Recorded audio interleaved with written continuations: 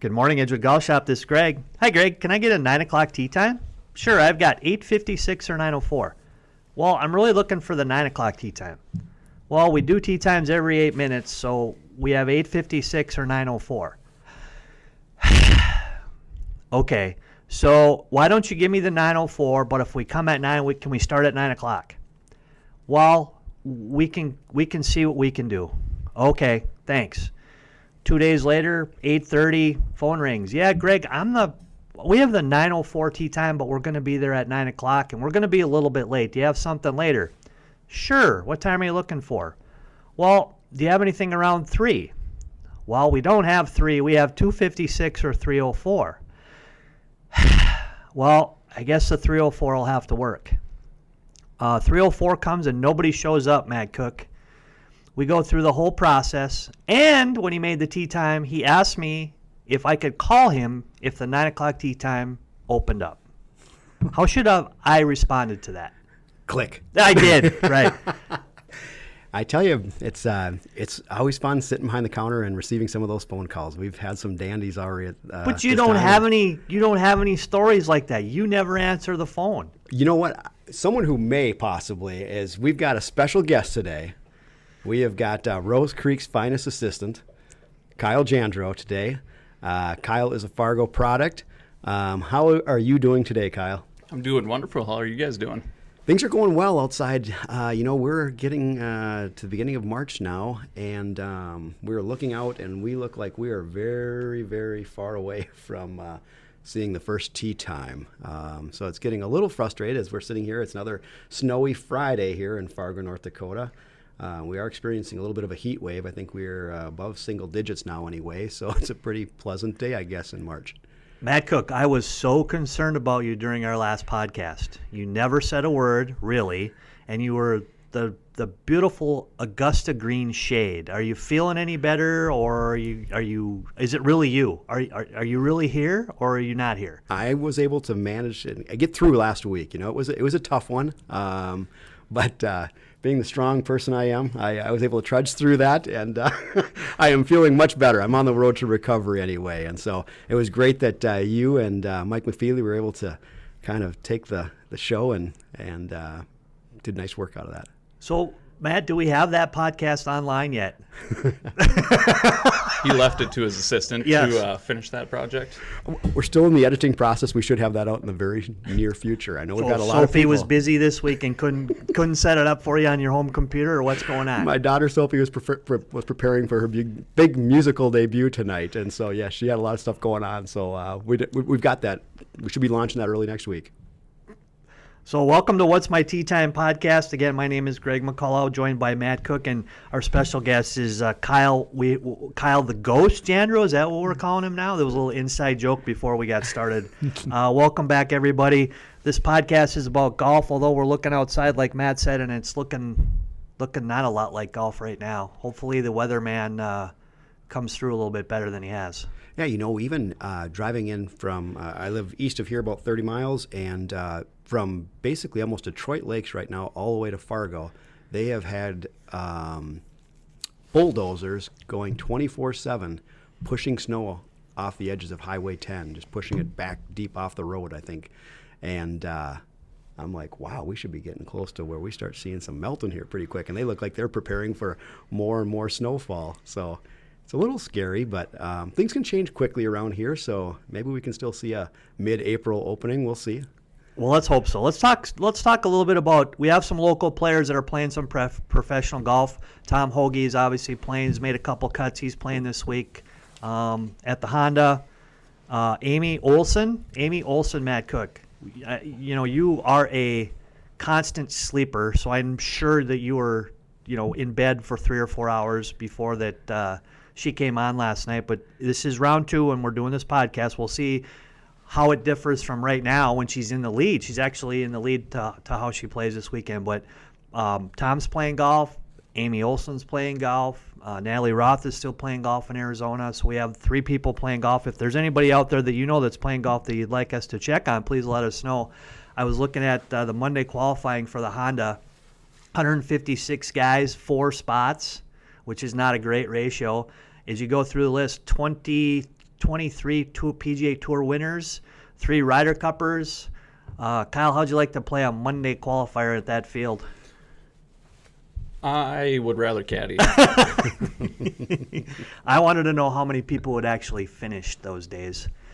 The percentage is not very high, I don't think. You wouldn't think so, just knowing the fact that you have to go so low, and so you get out to shooting, an even par front nine. You're probably starting to order your lunch and heading on down the road. Bogey, double bogey, you're off to Dairy Queen early. So we look forward to having them on this podcast at some point and hope that they continue to play good golf. Matt, do you have any rules you'd like to talk about this week? Yeah, you know what? We've talked many times before that obviously there's been several changes as far as the rules of golf. Supposedly some of this was to kind of simplify some things to a certain degree. Also, hopefully maybe speed up the pace of play to a certain degree. And we knew that there was going to be some learning curve there, but it just seems like, I don't know if it's more so this year compared to most years, but it just seems like every week there seems to be controversy somehow. And one that was also new this year was just occurred here yesterday in the Honda. If anybody caught, Justin Thomas was playing on the backside. I think it was hole number 10 at PGA National. And he was playing a shot from behind a tree. And, he knew there was probably potential that if he did this, he could break his club. And sure enough, he hits this shot, and it does bend his golf club. And under the new rules of golf now, it used to be like when you damage a club under, normal play, you'd be able to replace that club.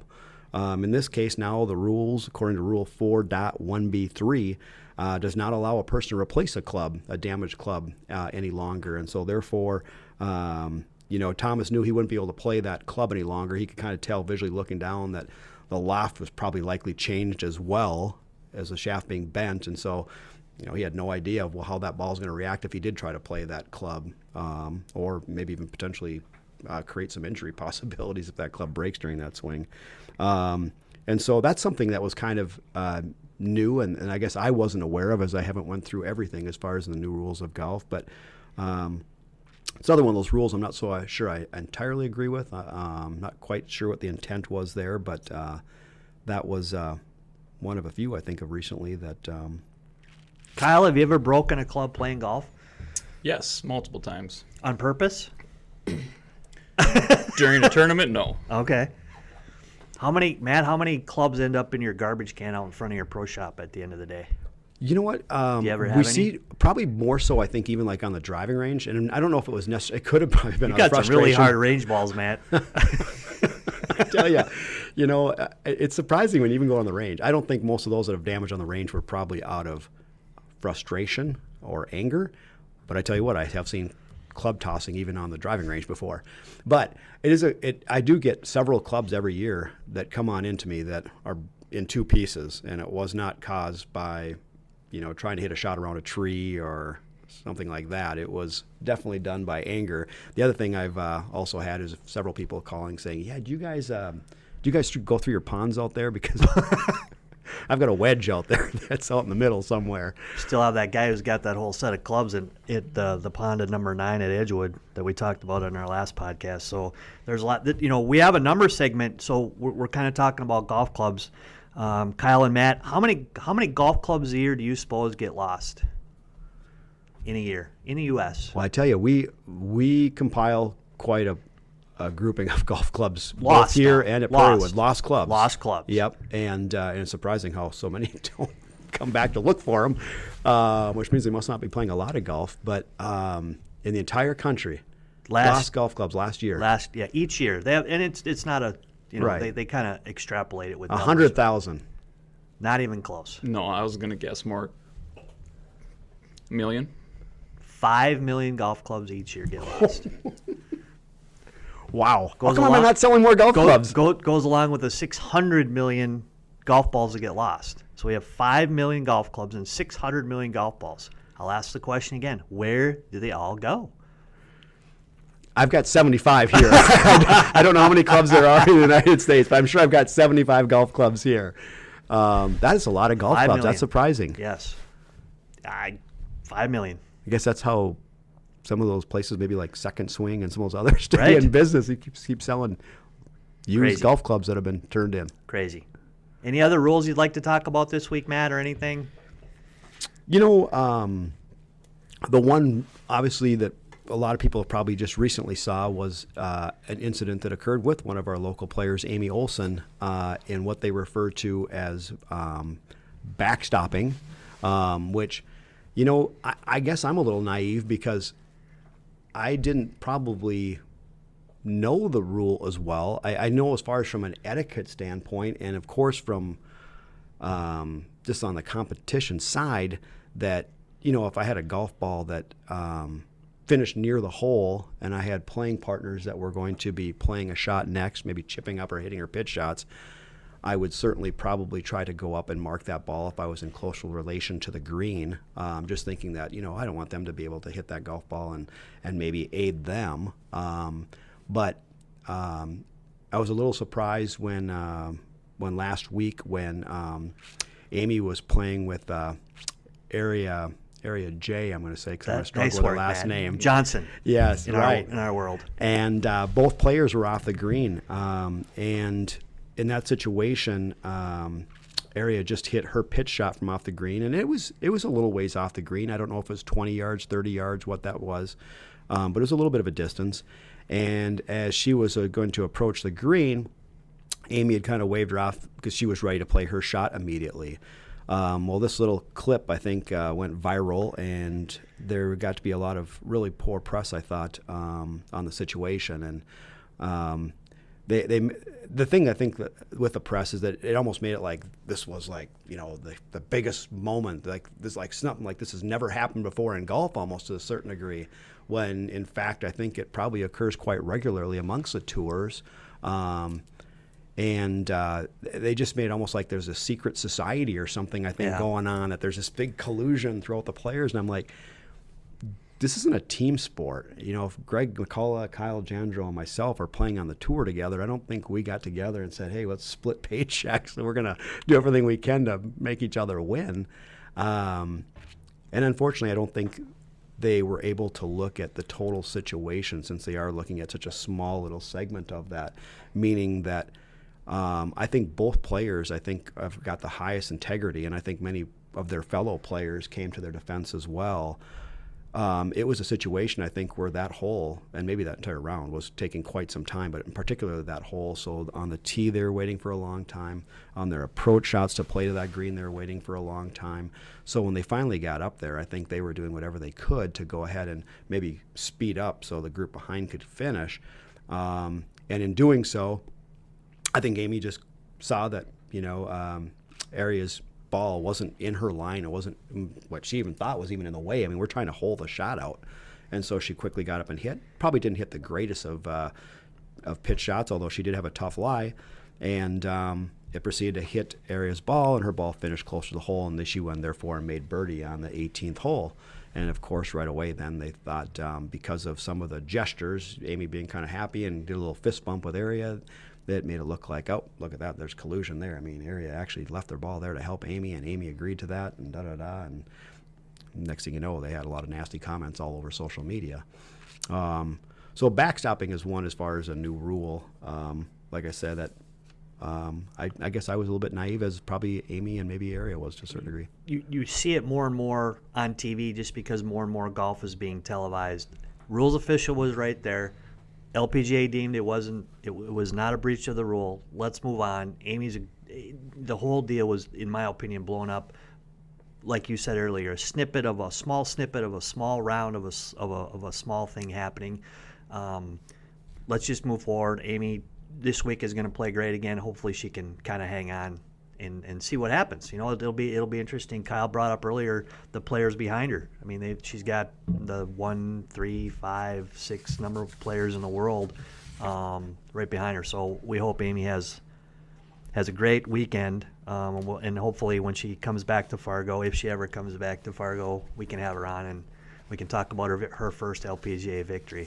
Right. The rule 15.3a, I mean, it actually reads, if 2 or more players agree to leave a ball in place to help any player, and that player then makes a stroke with the helping ball left in place, each player who made the agreement gets the general penalty, which is 2 strokes. And I think, once again, I think there's, the intent is really kind of important there. And I was disappointed, like I said, because I think a lot of people were quickly to judge, and including I happened to be sitting down watching Morning Drive one morning, and I know it was Morning Drive, but it was on the Golf Channel. And they both had Brandel Chambly and Mark Rolfing, who were both very, very critical to the point of where they're throwing out the tag cheating or cheater and applying both of them. And I was kind of like, once again, going, wow, we are quick to judge there. And so it's a little disfortunate. So, hopefully we'll get Amy on. It'd be kind of interesting to hear more and more of what she had to say. But hopefully, like I say, that thing's kind of blown over, and more people will be aware of it now anyway. And I'm sure the mannerisms of all these players may probably be a little different moving forward. But it's also unfortunate that some of these same people that criticize something like this are also the first to criticize slow play. Right. So it's like, they were 5.5 hours into their round. Right. So on one hand, they're saying, we got to do something about slow play. And next thing you're saying, well, don't do that, even though it's going to improve the pace of play. But So if Amy can shovel her way down here when she gets back to Fargo here pretty soon, hopefully we can talk about her first career victory. On this podcast, we do a lot about numbers. One of our segments that we've had, if we want to continue that, we certainly can. I've talked about the 5 million golf clubs a year that are lost. I don't know where they end up, but they're lost. I have some other numbers for you. I know Kyle is all ready with his numbers. We're kind of throwing this at him. No, he's not, but he's going to guess. He's going to try to guess at some of the numbers that we have. Matt, my next number is 840 million. That's probably your career earnings in the Park District. That is correct. Yes, that's my career earnings on the Minnesota section website, 840 million. That would be the number of golf balls produced a year. We talked in our last podcast, we lost like 600 million. We produced 840 million. That's a lot of golf balls. If we're only losing like 600 some, we're producing 800 some. Does that mean someone's golf bags are really filling up? I think if you walked into any private club in their bag room, you can probably come up with those 200 million around the world. If you have a bag room, people leave tons of golf balls in their bag. I started looking around and I wanted to know how many golf courses we had, kind of in the area or just in general. If you guys had to guess how many golf courses we have in North Dakota. North Dakota, what would you guess? These are Including- 9-hole facilities, okay. sand greens, grass greens, what the NDGA, North Dakota Golf Association, would consider a golf course in North Dakota. I'm going to say 65. Okay, Kyle, you got a guess? 150. Ooh. So I guess if Price is right, you win, but he's actually probably closer. 107 golf courses in the state of North Dakota. I kind of figured the number would be low when you kind of think of it. I wonder how many golf courses are in the St. Paul, Minneapolis vicinity. Okay, so my next question, inside the loop, inside the privileged loop of the 494, 694, those golf courses, Matt, which we're very familiar with. Right. We spend time with those people a lot, don't we? Right. They love outstate, right? Right. They love outstate. How many golf courses in Minnesota? In Minnesota. Yes, there's more than in North Dakota, obviously. More than 107. More than 107. Less than 1,000. More than 107. Well, you helped me there because I I was did. almost going to go No. that high. No. I'm going to say, I'm not going to say a lot lower though. I'm going to say 933. Okay, Kyle. Ooh. It's a tough one. It's a I would big say state, less. I would say population-wise. less than Matt's guess. Yeah, by, I was going by to go quite closer a few. to around that 500 number. Oh, 508. Wow, that's good. 508. There just seems like when you drive down the metro area, it seems like everywhere you turn, there's another golf course. And that's why, just in the metro alone, I thought there'd be. So of those 508, how many of those are private facilities, do you think? Of the 508, Yep. how many are private? I'll say 100 and. No, way too high. Yeah, I was going to go with probably 50, maybe 1 out Wow. of 10. I know why now you have him as an assistant 50 helping somewhere. you out. That's it for 55. private clubs, really? According to the Yeah. MGA, 55 private. And sometimes these get in categories where maybe they're the similar. This number said there was 351 daily fee semi-private courses. Okay. There was 83 municipality courses, and I think it kind of depends on what where they put themselves in there. So, and then 19 resort courses, and I guess right off the top of my head, there's got to be more than 19 resort courses. So I think a lot of those get put into the daily fee category. So, who would have the most? What state would have the most? Obviously, it's a state that's a Probably ways from here. California or Florida? That would be in the East Coast. It would be as far south as you can get. How am I doing? Florida? Florida, way to go, Matt. Good job. Geography I had to get my lesson. map out. How many courses do they have? I'm helping the Holly kid here because I know the Fargo kid knew the answer. He had a big smile on his face right away. How many courses? I would say it's All courses in Florida. 1,055. They say 1,055. 1,055 courses in Florida. What state would have the least? Alaska? Very good call, Matt. You are like on top Well, I just went of it the today. opposite direction, Nice work. so- I was going to say it's northwest of here a long ways. So How many does Alaska have? They probably got to be how many courses do they have? 17. Close. You're a little low. 24. They have 24 courses there. How many private? 23. 23 of them? Yes. So we couldn't play at any of them, Matt. We'd have to find that I one. was thinking that might be our next road trip. That would be an awesome road trip. We'd have to go in the summer, though. I think so. I don't want 24 hours of darkness. I don't want to play glow golf in Alaska necessarily. So those are kind of numbers of courses, and again, my next numbers have to do with hole-in-ones. I get a little intrigued with hole-in-ones sometimes. So how many rounds do they say average before somebody gets a hole-in-one? So there's one hole-in-one per how many rounds?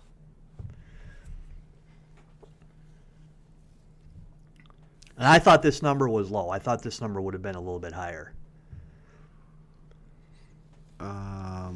So if you look at our golf courses, if we do 25,000 rounds, and it kind of depends on the facility a little bit, we haven't had a lot of aces at Edgewood the last couple of years. It kind of goes in streaks a little bit. I don't know what you're like here. So there's one hole-in-one per every 3,500 rounds. No kidding. I thought it's much higher than I thought that.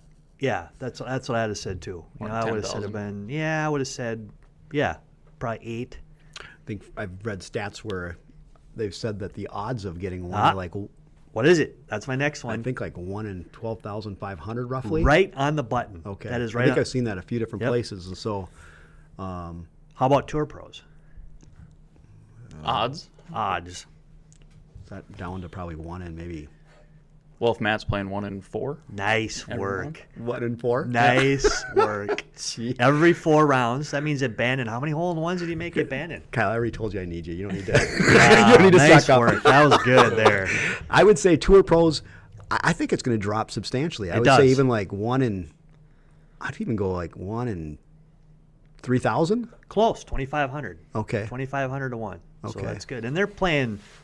They're playing hard golf courses and long golf courses. So if you think about if you put them on golf courses that have shorter par threes, they're not playing a lot of short par threes anymore. I don't think. I mean, there may be one per round that they get to play, but they're always.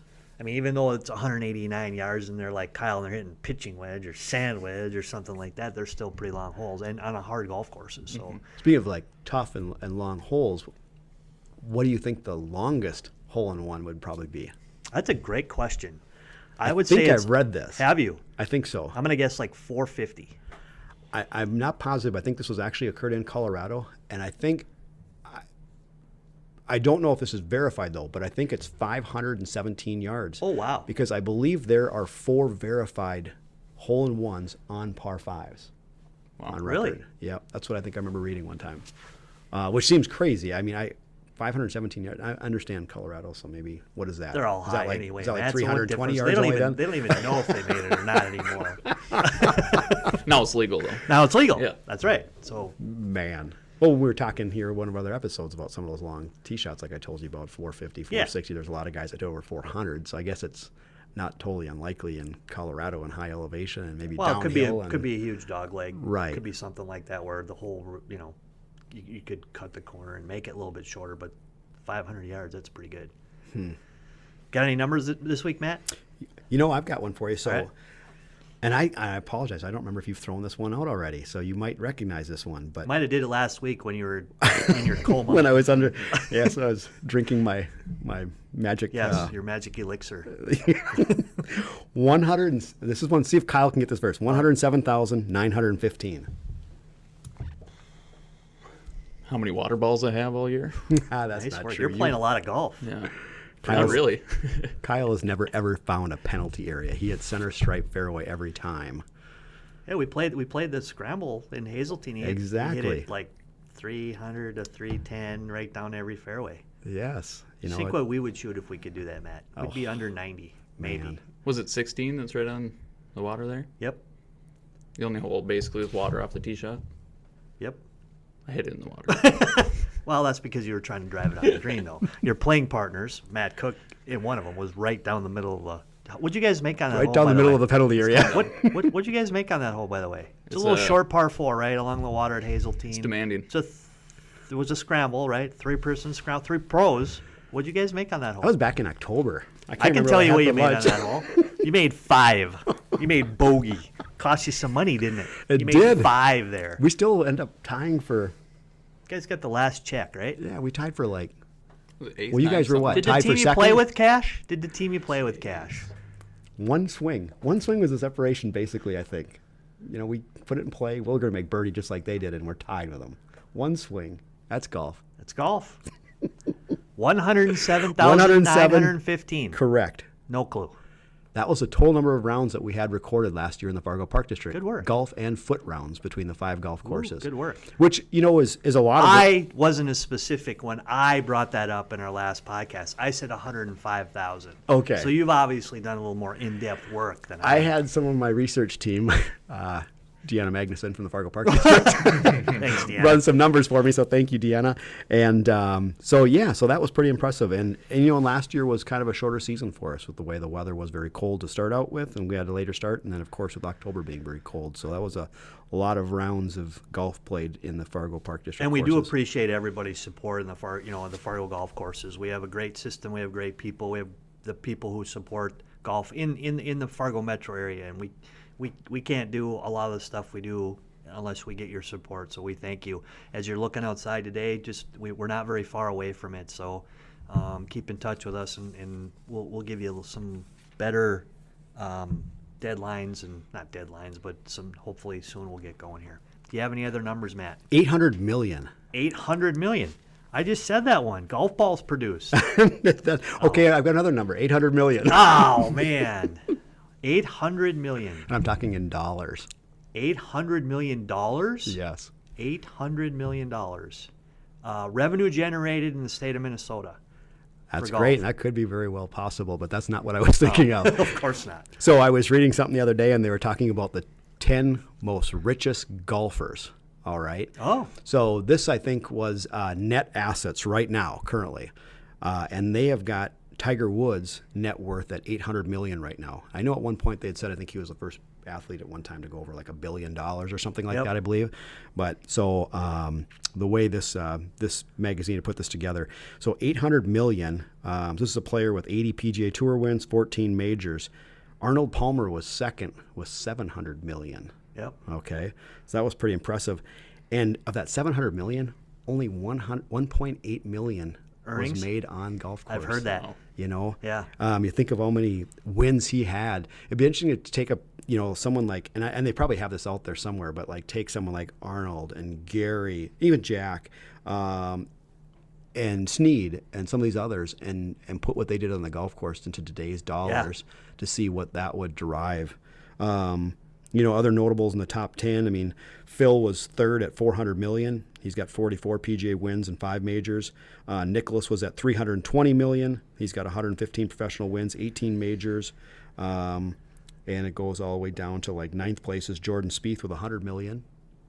And Ernie Els, as long as Ernie's So been what's playing, going on with Jordan 85. Spieth right now? Can you tell anything? I mean, there's something going on there.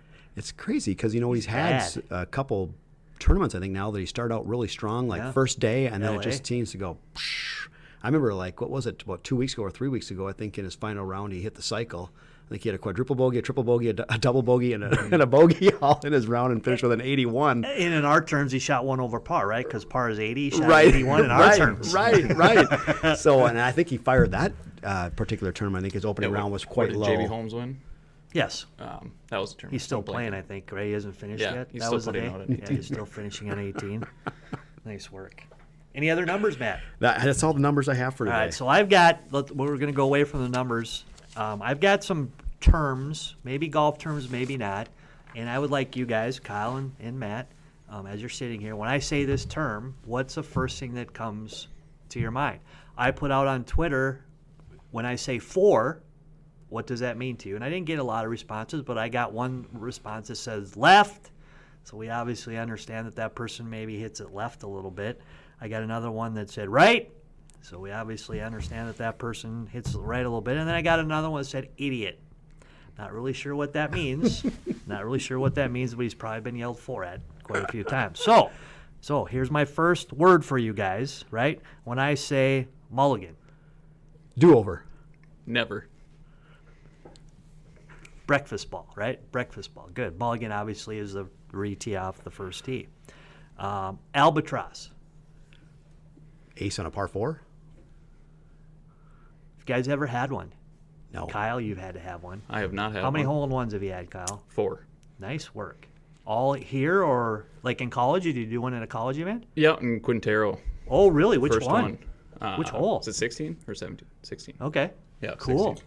That's awesome. My brother-in-law, Rick Downer, who's a superintendent at Village Green Golf Course, so he takes care of all the golf maintenance at Village Green.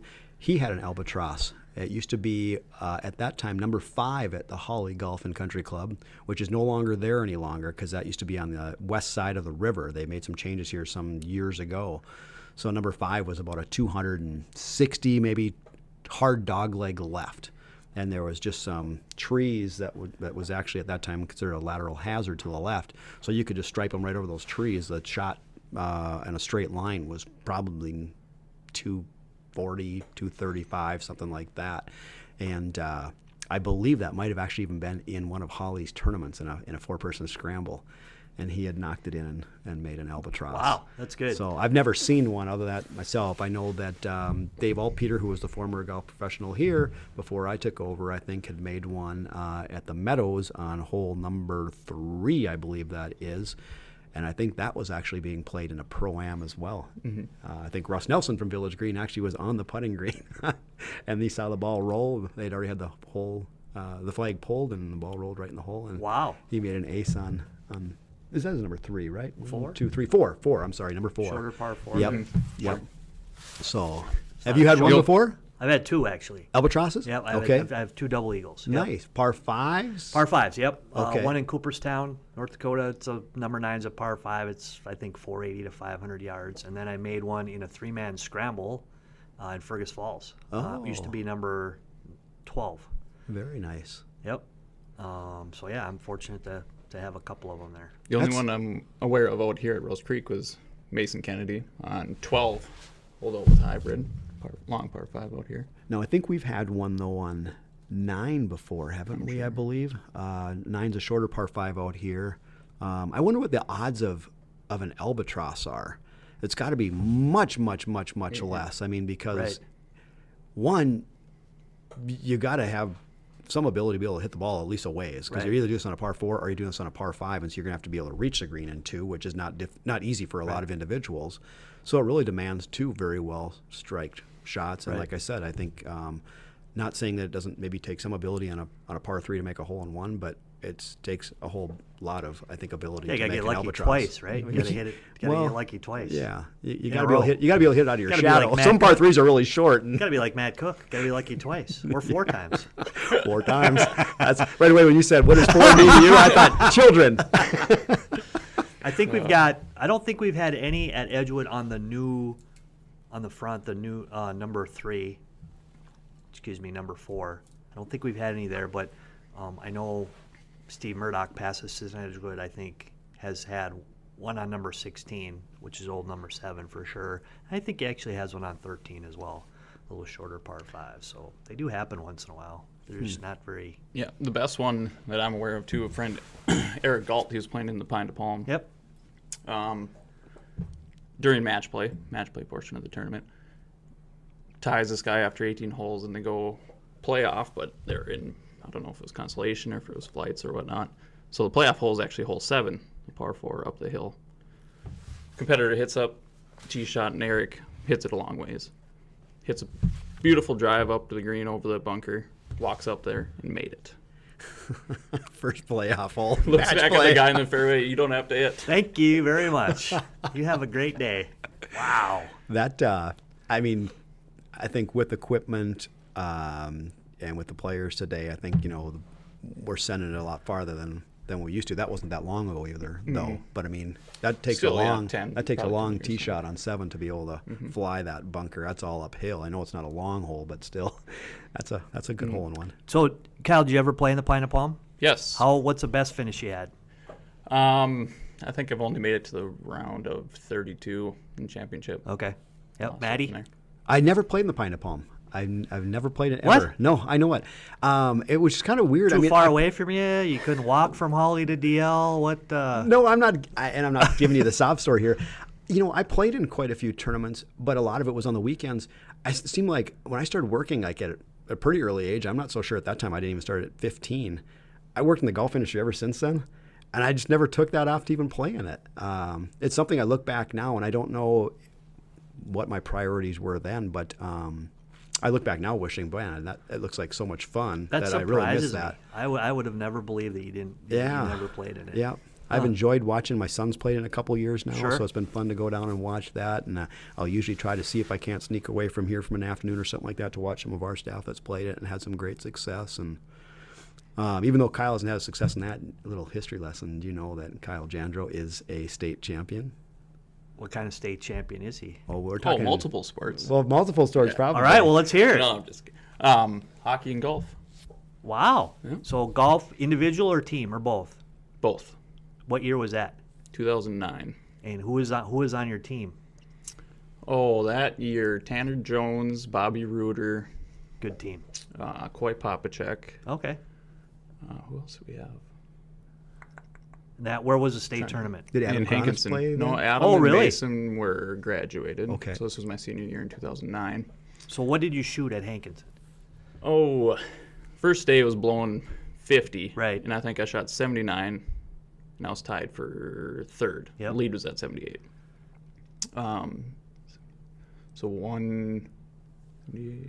72, so 150. Oh, okay. Yeah. Nice. Well, if anybody's ever driven 79, by 151. Hankinson Oh, my or goodness. played that 51. golf course and even a slight breeze out there, but it can get howling and be a little that is nasty out Quirky on a calm day, there. Yes. but on a windy day for sure. We have the state tournament. We have the Class A state tournament at Edgewood this year. Oh, wow. Should be good. That'll be a lot of Yeah, fun. it'll be a lot of fun. Was EDC out there last year? Nope. Or 2 years? Usually what they do is you'll have EDC. Whoever has EDC at either East or West will have the state. They kind of go back and forth. So we have EDC the week before, and then we have state that first week in June. So we're excited about that. We'll have to get the Davies coach, Adam Gronis, on one time, talk about the upcoming season. I know that they've got a lot of players returning. I don't remember who else is strong in the state, but I would think that they've got to have a pretty legitimate chance, especially having it in town at Edgewood, where some of those kids have got a little familiarity to play well there. So So I saw your college squad play good last week. Yeah, I played very well. Tied for second, I think. I believe so, yeah. That's pretty good. And I looked after the first day. I didn't see the final. they tied with Houston, I believe. That's impressive. And I think They've got some good players. Are they in Arizona or Las Vegas or something coming up? I think one of the two, because I think Mark Johnson, who's the golf pro at Fargo, and Larry Murphy, who's supposed to work for me but tends to volunteer coach for NDSU. I think they were both going to Mark to watch Lucas, who's a good player who plays for him, and Larry I'm not really sure why Larry's there. in just case you didn't catch that, Greg is talking about one of the finer university as far as in North Dakota, the North Dakota State University Bison. Crickets. Mic drop. No, we're cheering for them. I'm a graduate from the other school, but they've got a nice team. They got a nice team. They do. Hopefully they haven't. It always impresses me that those schools who have not, obviously, when you look outside, they've got zero outside play. I mean, there's more inside stuff that you can do, but it's still a totally different game trying to go from a simulator or a turf green or whatever, chipping to a real golf course. Well, I was thinking maybe there's something to it because I didn't know as far as if Amy had been back to Fargo just yet, but the last couple weeks she's played all right. She's Had a played very good great. out. So I was thinking, man, maybe since she's moved back to Fargo, maybe there's something about moving into the frozen tundra. Maybe pretty soon all the PGA and LPGA players will be coming this direction. Maybe, Matt. Maybe not, Matt. I blame Go Amy doubtful. still for this weather. Maybe when she comes back, it'll get better. If she We'll waits see. long enough, it'll have to, right? All right. So my next word, and I just have one more. It's got multiple meanings, so I'll be interested to see what first comes to your mind. Woods. I think of bow hunting right away. Of course you do. I'm Tiger for sure. Okay. Yeah. See, so there we've got a little generational difference here. One guy doesn't even think of golf when you say Woods, even though he spends half his time in there when he hits the ball. But it doesn't surprise me. It doesn't surprise me after spending 4 days in Bandon where you would hit a tee shot, especially at the trails course, which is wooded, and you would be gone. You'd be gone. You're setting up trail cams in Oregon. I don't understand what that is. I have more pictures of deer Yes, you do. on my Bandon's trip than I do of golf pics.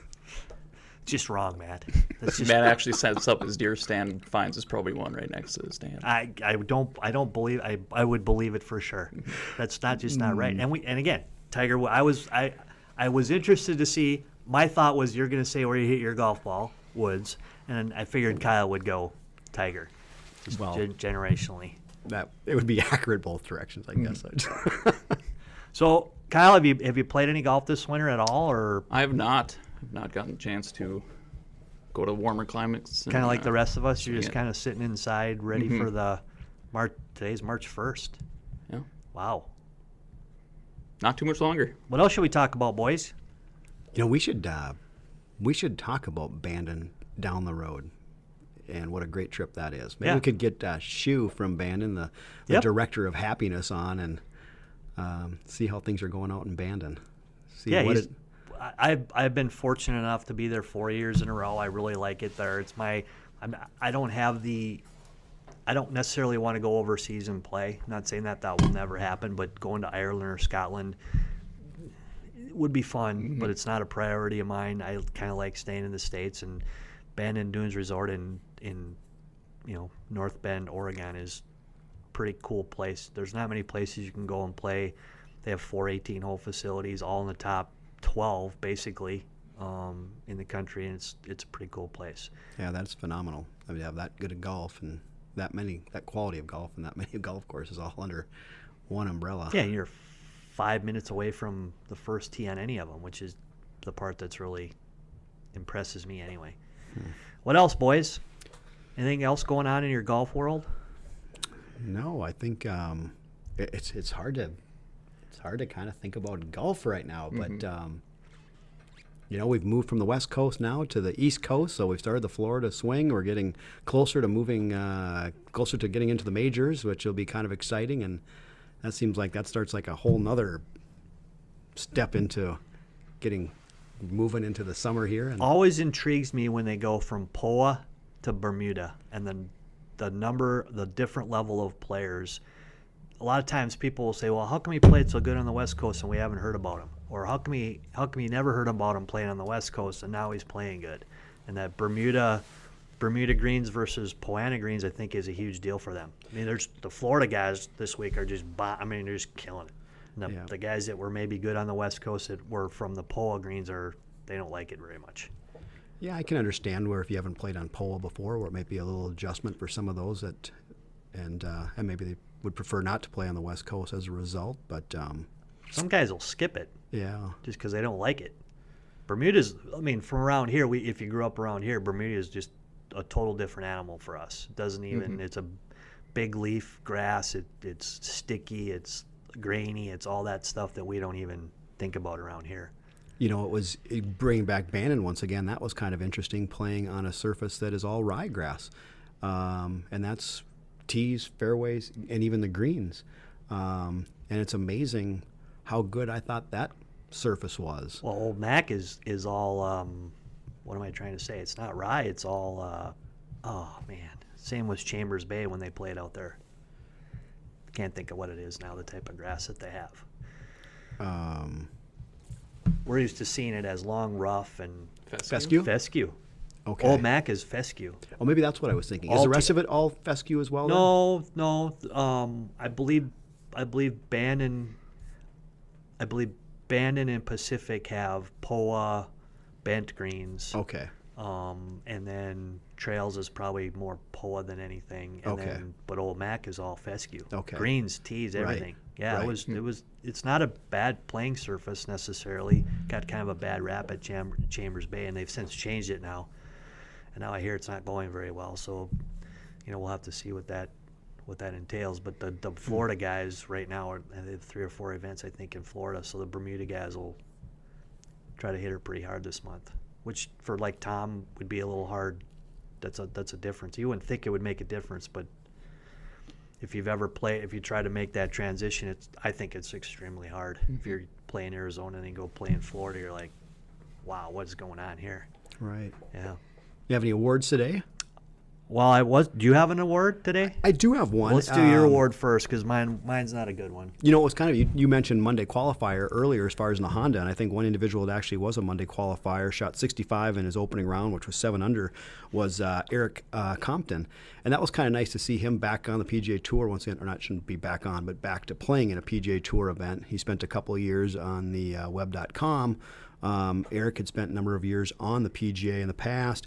Eric is one that is living with his third heart right now. Yeah. So he's had not one but 2 heart transplants, and has had several other medical issues I think throughout his life. And I think he's only like 38 years old. So it was great to see him as a Monday qualifier. Hopefully he'll play well. I know in round 1 I think he shot 73 to open on up, so he's tied for like 107th, but maybe he can bounce on back. So hopefully kudos to Eric. Hopefully he can make the best of it and see if he can't bounce back. So. Nice to see somebody continue to try to get to their dream even after setback after setback. Yeah, that's quite a sign of kind of like that perseverance. Can't imagine. So I can't imagine all that stuff that you have to go through and I think on a daily basis. Right, and I think the thing, I think it was a viral cardiomyopathy. Yeah, I think is what basically set in for his first heart transplant. And I think golf was actually part of his rehab process. And so I think that's how he had gotten into it I don't know if he was in his early teens then or something like that when he had his first transplant. So that kind of brought him to golf. And so through that, I think he enjoyed that. Contact sports are out the window at that point. Right. So, so it's great how he's persevered. And hopefully, like I say, he can continue to stay healthy and play some good golf. Right. So. Well, my Greggie Award goes back to the person I gave the award to a couple weeks ago was Mother Nature. Stop it. I mean, stop it. This is ridiculous. Every day, every Tuesday, Friday, it seems like we're getting 1 to 3 inches. So it's got to stop. Yeah, and I think the forecast isn't too rosy for even the next 10 days or whatever. So if it takes Amy Olsen to move back, not be here, but move back and get here, we are not letting her go back anywhere if the weather changes when she gets here. So Mother Nature, please, Black Cloud, I'll leave, I'll do whatever you got to do, but let's change what's going on. I do want to give a shout out and a little bit of a plug to our Edgewood Men's Club. We do have our spring banquet coming up on Tuesday, March 12th. It's at Divots at Edgewood. Open to any male that would like to play 21 years or older. If you have any questions on it, you can certainly email me, greggm@pga.com. It's a great league that we have. We have over 300 people in it. It happens on Tuesday nights. We usually get between 120 to 144 players each week. It's a great time. If you have any questions, again, please email me at greggm@pga.com. It's also taking place on Tuesday, March 12th, 6 o'clock at Divots for the social and 7 o'clock banquet. We'll have some giveaways, and I think we're giving away an Edgewood season pass, things like that. So if you haven't done it before and you want to try to do it, it's great. It's a bunch of great people. If you'd like to sponsor this podcast, you can certainly contact me at greggm@pga.com. We're looking for $7-8 million sponsors, right, Matt? I think that would be nice. That could help us out. That could a help long us. ways. We could at least get through the next week. Kyle could maybe help us out a little bit there by throwing us some money. Are we paying him today, or is he paying us? Kyle and I haven't He worked doesn't out know those this yet, does he? arrangements just yet. So Oh, perfect. Kind of like Mike and I last week, right? We really didn't have it worked out very well. So we hope everybody has a great week here, and Mother Nature can stop doing this. for sure. All right. Kyle, thanks for joining us. Yeah, thank you, Sorry guys. you got to work for Matt. If you ever want to upgrade, you can certainly come and work at Edgewood. Wow. Thanks, everybody. Have a great week.